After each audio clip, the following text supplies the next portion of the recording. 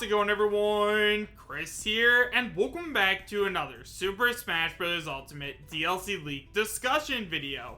In today's video, we are actually going to be taking a look at a leak that claims to have information as well as a source that comes directly from the graphics section of the Super Smash Bros. Ultimate page. However, guys, as always, and I cannot stress this enough, just because this leaker claims to have information that comes directly from the Super Smash Bros. Ultimate website, that does not mean that this is going to end up being 100% real, so make sure you guys take it with a grain of salt and realize that I'm talking about this just for fun.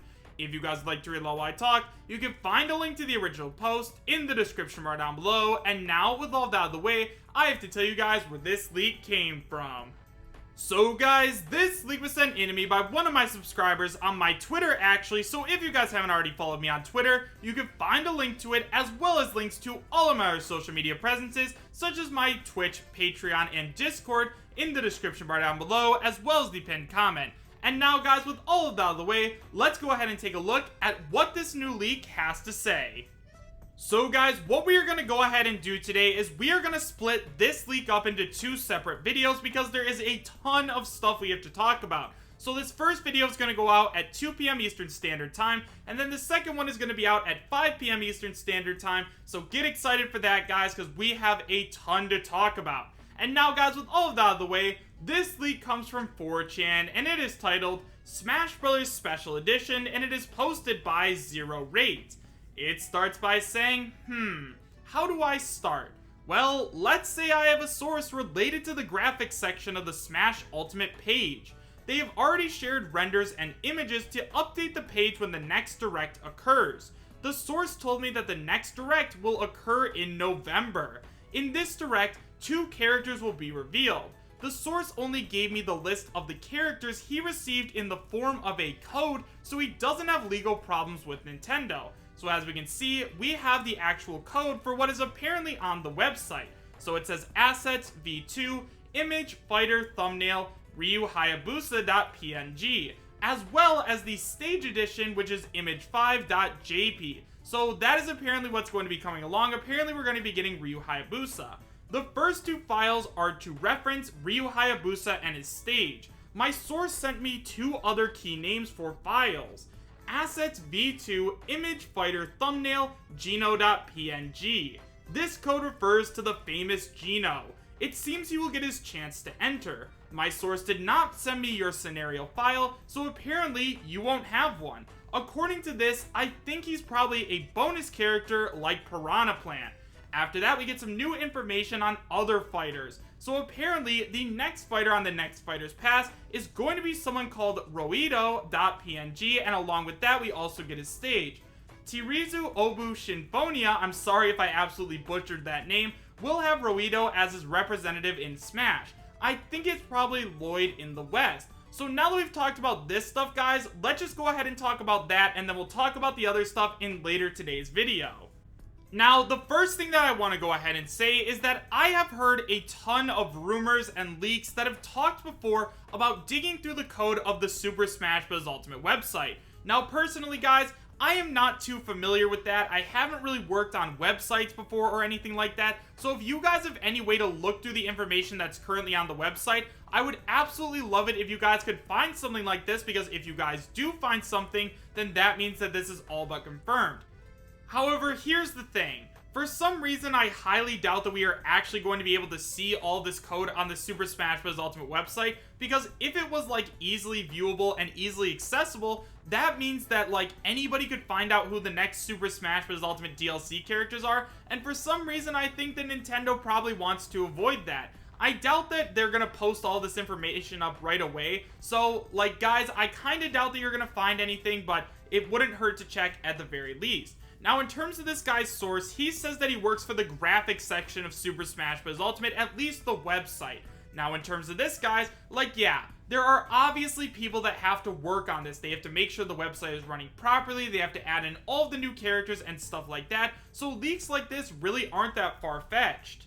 So now that we've gone ahead and talked about all of the code mumbo-jumbo, let's go ahead and talk about the characters. So first of all, apparently the final character on the first Fighter's Pass is going to be Ryu Hayabusa from the Ninja Gaiden franchise. Now, there has been an absolute ton of debate over which character is going to be the final character in Super Smash Bros. Ultimate, at least on the first Fighter's Pass, and a lot of people are pretty much in agreement that Ryu Hayabusa has a very strong chance. Now, personally, guys, I'm not too sure about this. Like, I definitely think that Ryu Hayabusa, like, would be a cool character in Super Smash Bros. Ultimate, like, don't get me wrong. I watched a lot of videos with, like, showing him off and stuff like that, but honestly, Ninja Gaiden hasn't gotten a game since 2014, so although that automatically doesn't mean he's not coming to Super Smash Bros. Ultimate, I definitely think it hurts his chances. Like, why would Sakurai add in a character like Ryu Hayabusa when he could add in a really popular character like Crash Bandicoot or Sora? Now, I do understand that Nintendo are the people who chose the characters on the first Fighter's Pass,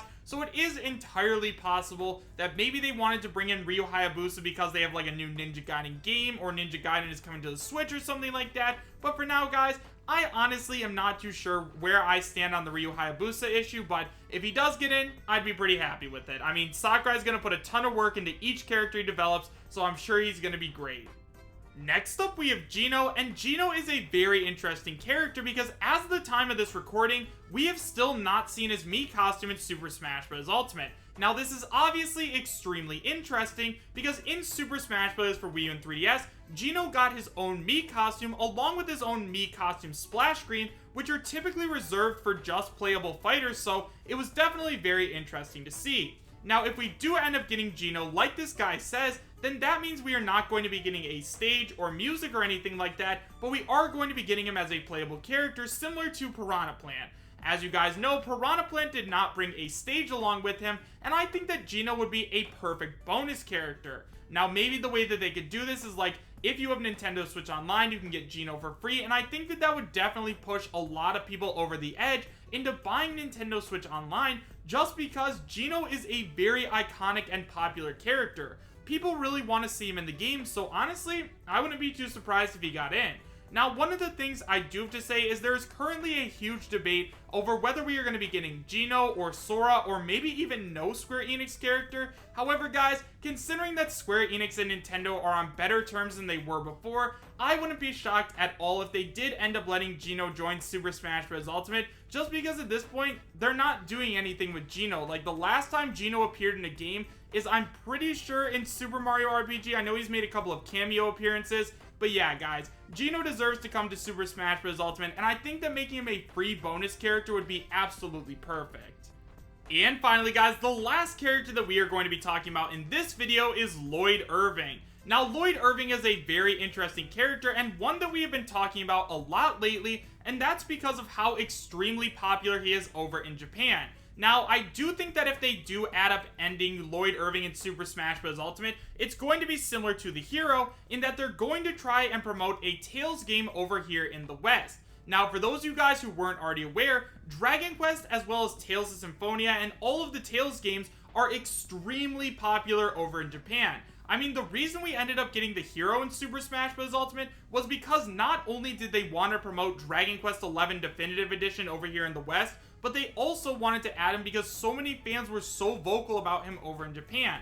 And now that the hero is finally in, Lloyd Irving is basically like the top most requested character in Super Smash Bros. Ultimate. So I decided to go ahead and play some Super Smash Flash 2 because Lloyd Irving is a playable character in that game, and honestly, guys, he just plays amazingly. I would absolutely love to see him join Super Smash Bros. Ultimate, so if he does end up getting in, guys, I promise you're not going to be disappointed with him. He is not just another anime swordsman. However, guys, with all of that being said, I am not going to tell you whether or not I believe this leak is real or not, just because we do have another part we have to cover a little bit later, so for right now, guys, all I want to hear is your thoughts.